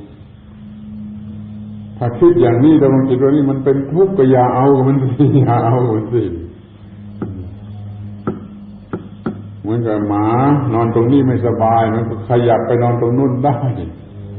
ไม่สบายมันก็ขยับไปนอนตรงโน้นได้ไม่สบายขยับไปนอนตรงโน้นได้จนมันพบที่สบายหมาก็ตามแมวก็ตามอะไรก็ตามมันรู้มันต้องรู้สึกแล้วมันก็ต้องปรับปรุงเปลี่ยนแปลงให้ตั้งเสียใหม่หาใหม่ดำรงจิตเสียใหม่จนพบที่มันทนได้คือสบายถ้าทนไม่ได้คือไม่สบายนี่มันจะต้องถือว่าเป็นธรรมชาติเป็นธรรมชาติของสิ่งที่มีความรู้สึกถ้ามันทนไม่ได้มันก็ต้องดิ้นรนต้องหนีต้องต่อสู้หรือแล้วแต่ที่จะให้มันพ้นไปจากที่มันทนไม่ได้จนกว่าจะไปพบที่ไม่ต้องทนหรือทนได้ทนอยู่ได้แล้วมันก็อยู่เรา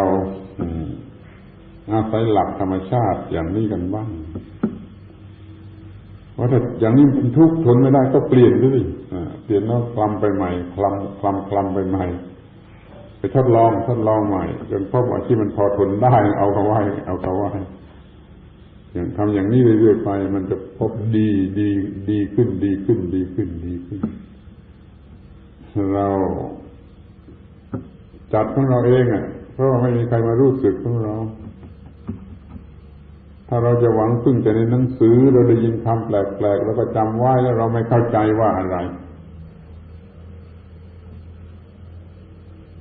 แต่ถ้าเราคลำอยู่ข้างในรู้สึกอยู่ข้างในเราจัดการกับมันได้โดยที่ไม่ต้องรู้จักว่ามันเรียกว่าอะไรก็ได้ เราควรจะรู้จักว่าเวทนาสัญญาสังขารวิญญาณเป็นอย่างไรได้โดยซ้ำไปโดยไม่ต้องรู้มันเรียกว่าอะไรก็ได้คุณไปทำดูเดี๋ยวนี้เราเรียนมากเกินไปรู้ตัวหนังสือมากเกินไปจำไม่ได้เกินไปแต่ตัวจริงของมันคืออะไรก็ไม่รู้ เวทนาคืออะไรสัญญาคืออะไรสังขารคืออะไรวิญญาณคืออะไรก็ไม่รู้ถ้าได้รู้ก็ไปกำหนดจิตเปลี่ยนเป็นอย่างไรนับตั้งตาเห็นรูปแล้วจิตเปลี่ยนเป็นอย่างไรจนเป็นความคิดนึกหรือการทำนั่นคือเรื่องของเวทนาสัญญาสังขารวิญญาณไปรู้จักตัวมันก่อนแต่ที่จะรู้จักชื่อเนี่ยผมว่าดีกว่ารู้จักชื่อแล้วไม่รู้จักตัวจิตมันก็คือความรู้สึกสิ่งที่มีความรู้สึกคิดนึกได้แต่มันต้องได้อาศัยอวัยวะเครื่องมือนะต้องอาศัยประสาทต้องอาศัยอะไรครบถ้วนมันจึงรู้สึกคิดนึกได้พอกระทบกันแล้วรู้สึกคิดนึกอย่างไรยินดีคืออย่างไรยินร้ายคืออย่างไรโลภะคืออย่างไรโทสะคืออย่างไรโมหะคืออย่างไรไม่รู้จักชื่อ แต่รู้จักตัวมันให้ดีกว่าแล้วพวกได้ต่อสู้กันมันกับมันได้สัมผัสกับมันได้รับไปความรู้สึกจากมันจำไว้ว่าอย่างนี้แล้วก็อย่างนี้ทุกทีถ้าอย่างนี้ก็อย่างนี้ทุกทีอย่างนี้ก็อย่างนี้ทุกที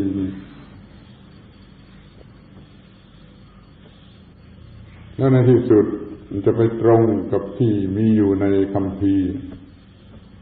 พฤติการเหล่านี้ที่เรารู้สังเกตเอาเองพบเอาเองในที่สุดมันก็จะไปตรงกันในคัมภีร์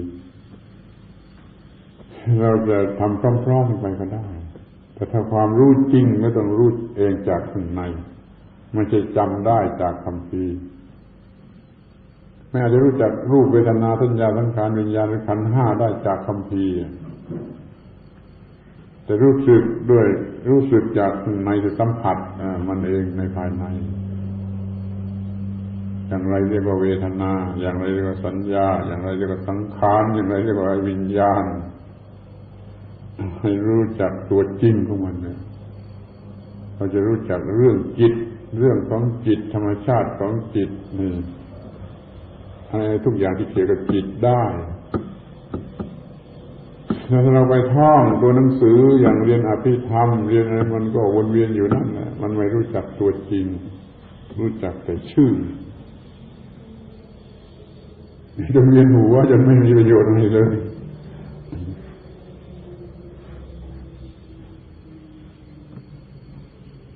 วันก่อนพูดเรื่องเดียวคือว่าขอให้เที่ยวข้างในวันก่อนพูดตั้งชั่วโมง2 ชั่วโมงก็เรื่องนิดเดียวให้เที่ยวอยู่ข้างในอย่าออกไปข้างนอกแล้ววันนี้ก็พูดตั้ง2 ชั่วโมงแล้วนี่ก็ว่าอะไรมันอยู่ที่จิต อะไรมันอยู่ที่จิตมันขอให้มุ่งหน้าบากหน้ากับไปเล่นงานกับจิตไปจัดการกับจิตนั่นที่ไปคอยกำหนดศึกษาให้รู้จักจิตให้เพียงพอจนสามารถที่จะควบคุมจิตป้องกันจิตแก้ไขจิตปรับปรุงจิตได้ตามที่ต้องการ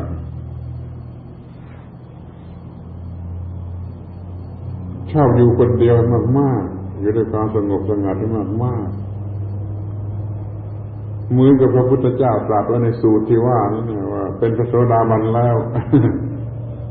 กลางวันให้อยู่กับวิเวกกลางคืนให้อยู่กับปริสันลีนะแล้วมันก็เลื่อนลำดับแม้จะเป็นพระสกิทาคามีอีกแล้ว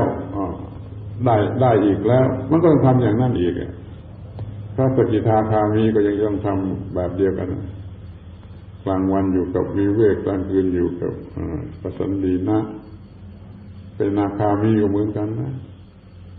จนก็จะเป็นพระอรหันต์มันจึงจะจบเรื่องพระอรหันต์เขาเรียกว่าผู้จบการศึกษามีพรหมจรรย์อันอยู่จบแล้วกิจอื่นที่จะต้องศึกษาต่อไปอีกไม่มีอย่างนี้เป็นพระอรหันต์ถ้ายังเป็นเพียงคนธรรมดาหรือเป็นเพียงโสดาบันสกิทาคามีนาคามีแล้วก็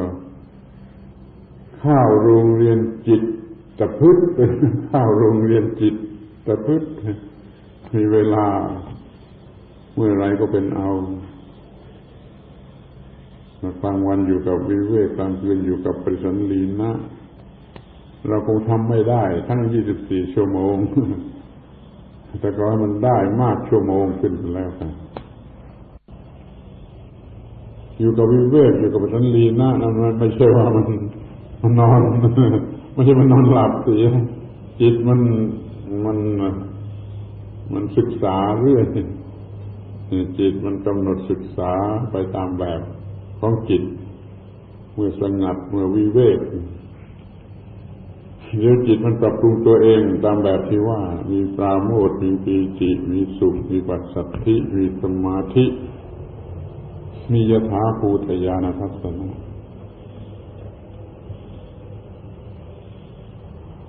พระพุทธเจ้าท่านคงจะมองเห็นแล้วว่าอย่างอื่นไม่ดีไม่เหมาะเท่ากับว่าอยู่กับวิเวกเสมอไปเราจะไปทำอย่างอื่นก็ได้ก็คงจะได้แต่มันไม่ดีเท่าที่ว่าอยู่กับวิเวกเสมอไปท่านใช้คำว่าเป็นผู้ไม่ประมาทอัปปมาทวิหารีเป็นผู้อยู่ด้วยความไม่ประมาทอยู่อย่างนี้คืออยู่อย่างฉลาดอย่างไม่ประมาทอย่างไม่มีทางไม่มีทางที่จะเสียหายหรือขาดทุนคำว่าวิเวกก็คือว่าไม่ยุ่งกับอะไรเพราะว่าหนึ่งอย่างวิเศษวิเวกเอกะแล้วว่าหนึ่งวิแปลว่าวิเศษหนึ่งอย่างยิ่งหนึ่งอย่างวิเศษคือเดียวอย่างยิ่งเดียวอย่างวิเศษเป็นวิเวกอย่าให้อะไรมากวนมาตอมมารบกวนนี่ปฏิสันลีนะแปลว่าซ่อนตัวอย่างยิ่งจนอะไรหาไม่พบจนอะไรจะมาตามไม่พบอารมณ์อะไรจะมาเกิดขึ้นไม่ได้เพราะว่ามันซ่อนพ้นวิถีทางของอารมณ์อะไรจะมารบกวนไม่ได้นี่เรียกว่าซ่อนอย่างยิ่งปฏิสันลีนะกลางวันอยู่กับวิเวกกลางคืนอยู่กับปฏิสันลีนะนี่ตามคำพูดของพระพุทธเจ้านี่เรียกว่าผู้อยู่ด้วยความไม่ประมาทแล้วมันจะในจิตมันจะมีพฤติไปตามลำดับมันจะปราโมทย์มันจะปีติมันจะเป็นสุขมันจะเป็นปัสสัทธิมันจะเป็นสมาธิมันจะเป็นปัญญา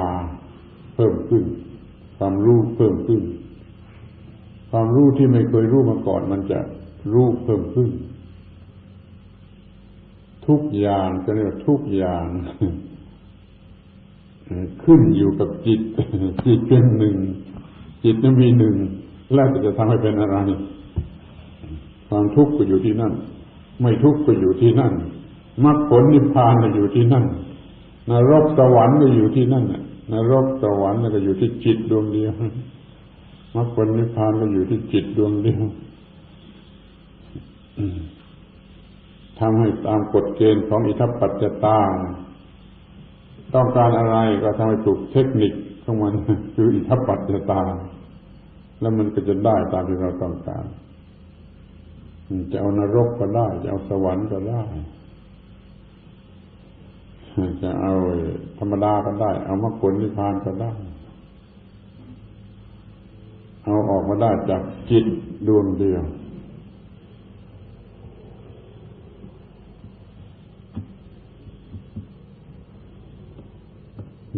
มีขั้นตอนต่างๆแต่ขั้นตอนเนี่ยตอนที่จะสำคัญที่สุดมันมีอย่างที่ว่าจะต้องปราโมทย์จะต้องปีติจะต้องเป็นสุขจะต้องเป็นปัสสัทธิจะต้องเป็นสมาธิแล้วมันจะมีไอ้ความรู้ที่ยังไม่เคยรู้เข้ามามันคล้ายๆกับว่าหรือว่าเราอาจจะพูดได้เลยว่าจิตที่มันอยากรู้อยู่เสมอจิตที่มันอยากจะรู้อะไรยิ่งขึ้นไปเสมอจนกว่าจะพอเราไม่ต้องไปบังคับให้มันรู้หรอกหรือไม่ต้องบังคับมันอยากรู้สัญชาติของจิตมันก็พร้อมที่จะรู้พร้อมที่จะรู้บางพวกเขาว่ามันมีธรรมชาติแห่งความเป็นพุทธะธรรมชาติแห่งความเป็นพุทธะมันมีอยู่แล้วในจิตทุกจิตคือมันอยากจะเป็นพุทธะอยู่เป็นธรรมชาติมันทำให้มันได้โอกาสขึ้นทำให้มันเกิดสุขเกิดปัสสัทธิเกิดสมาธิแล้วมันนั่นก็ทำงานธรรมชาติของความเป็นพุทธะจะแสดงบทบาทเอง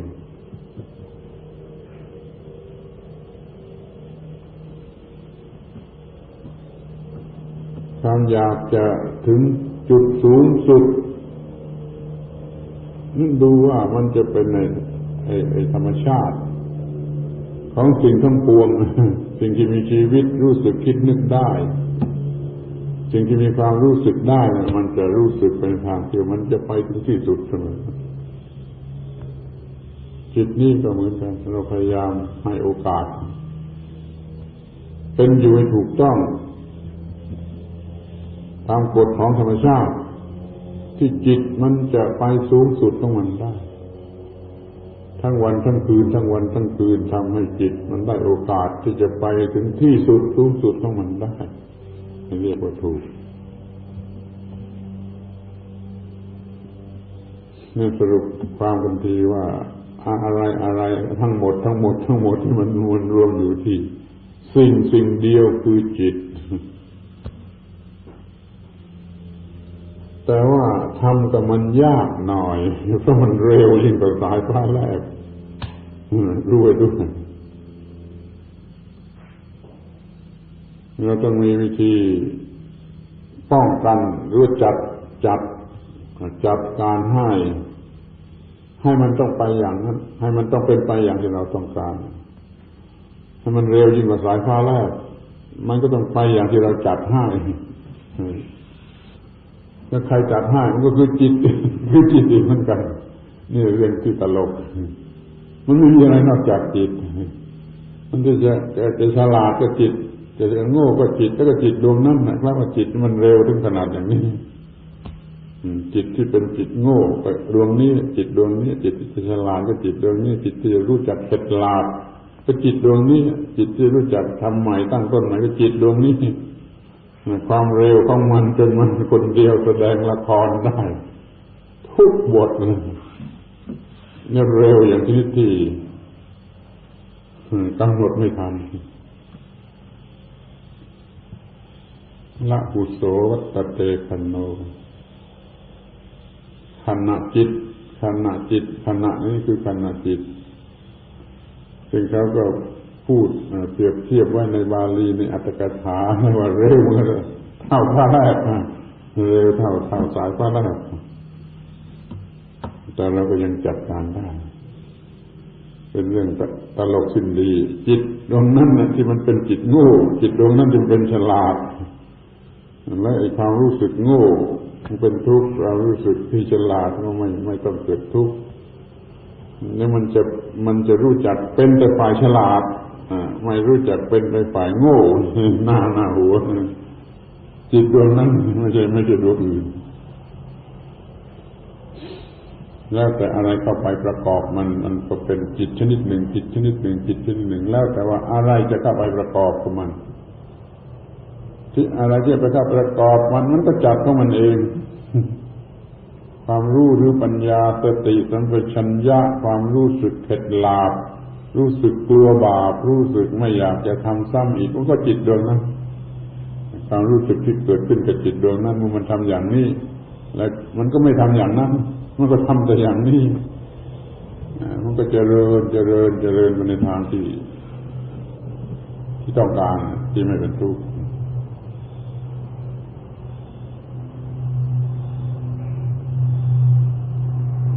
ที่จิตไม่มีตัวตน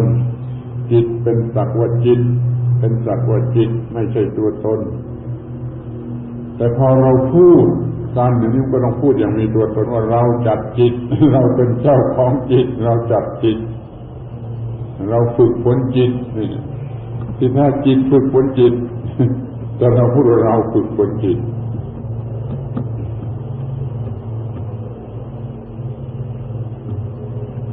อะไรเรื่องมีแต่จิตสิ่งเดียวนี่นะช่วยเข้าใจดีจิตสิ่งส่วนจิตมีแต่จิตอย่างเดียวมันจัดการได้ทุกอย่างจนให้ไม่มีความทุกข์เลยเป็นนิพพานไม่มีความทุกข์เลยมันก็ทำของมันได้ด้วยจิต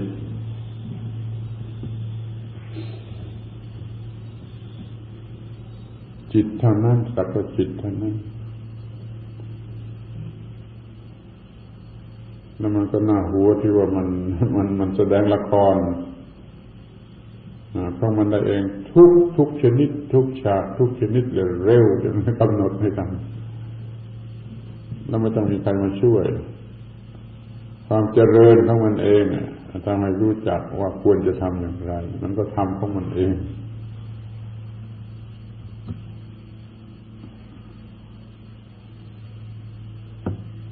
เหมือนกับสุนัขตัวหนึ่งมันเที่ยวเลือกหาที่นอนจนพอใจได้ไม่ต้องมีสุนัขอีกตัวนึงสุนัขตัวนั้นน่ะมันรู้จักว่าตรงนี้นอนไม่สบายเลื่อนไปตรงนู้นไม่สบายเลื่อนจนตรงนี้สบายนอนก็สุนัขตัวนั้นแหละนี่เป็นอุมาเปรียบเทียบ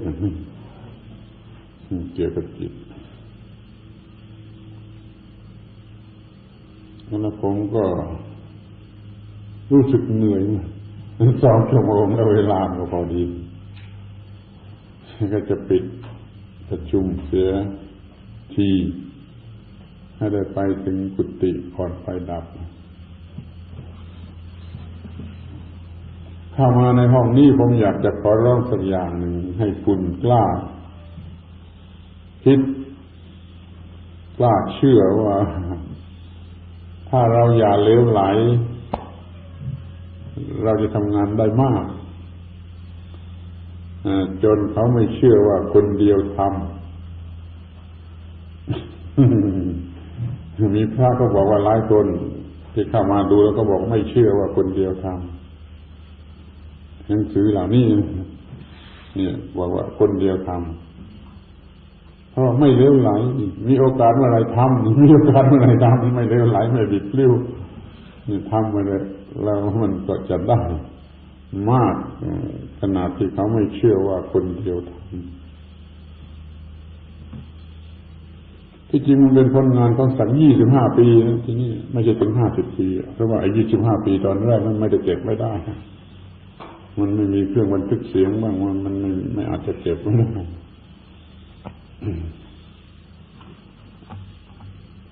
นั่นพอย่างเข้ามาในห้องนี้แล้วก็ให้รู้สึกโอ้ยถ้าเราอย่าเลวไหลถ้าเราอย่าบิดพลิ้วถ้าเราอย่าปัดวันประกันพรุ่งเราก็จะทำอะไรได้มากเหมือนกันชนิดที่ไม่มีใครเชื่อว่านี่คนเดียวทำนิมนต์